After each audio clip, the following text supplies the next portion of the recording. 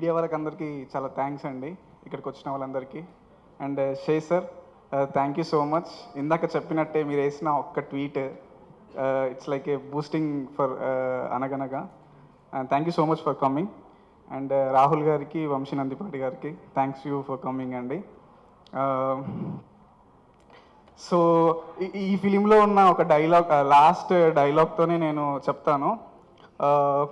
కథ ఒక అమ్మల జోలపాడుతుంది అనేలాగా ఈ కథ మా అందరికీ డే అండ్ నైట్ షూట్ చేసి వాట్ ఎవర్ కష్టపడిన తర్వాత ఓకే ఒక మంచి కథ చేస్తున్నామని చెప్పేసి ఈ కథనే మాకు జోలపాడింది మా టీం అందరికీ. నాన్నల ధైర్యాన్ని కూడా ఇచ్చింది.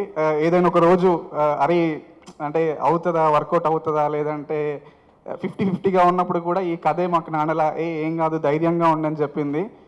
కొన్ని థింగ్స్ ఎలా చేయాలి, ఎమోషన్స్ ఎలా వర్క్ చేయాలి అని అర్థం కానప్పుడు కూడా ఒక గురువులా మాకు జ్ఞానాన్ని ఇచ్చింది.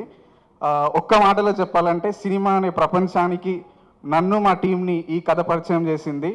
సో ఆల్వేస్ నేను ఈ స్టోరీకే కాదు ఏ స్టోరీకైనా కూడా కథకి నేను రుణపడి ఉంటాను. అండ్ ఈటీవీ సాయి గారికి చాలా thank you bro. And Nithin bro thank you so much. Nithin bro లేకుంటే అసలు నేను ఇక్కడ ఉండేవాడినే కాదు.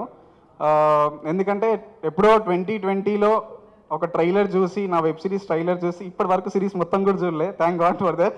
సో ట్రైలర్ చూసి వీడియోలో ఏదో ఉంది అని చెప్పి నన్ను నమ్మి ఇక్కడ వరకు తీసుకొచ్చిన నితిన్ బ్రోకి థ్యాంక్ యూ.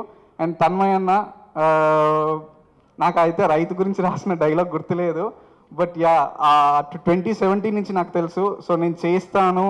ఫస్ట్ షెడ్యూల్ అయిపోయిన తర్వాత ఫుటేజ్ చూశాక తన్మయ్ అన్న నాకు మాట చెప్పాడు, సన్నీ నువ్వు ఇది హిట్టా ఫ్లాపా పక్కన పెట్టు, కానీ మంచి పేరు వస్తుంది, మంచి సినిమా వస్తుంది అని చెప్పేసి అన్నాడు. వాటిని యాడ్ చేస్తూ దీన్ని హిట్ చేసిన ప్రేక్షకులందరికీ చాలా thank you. Rakesh sir thank you so much sir, నాకు బెస్ట్ డెబ్యూ ప్రొడ్యూసర్.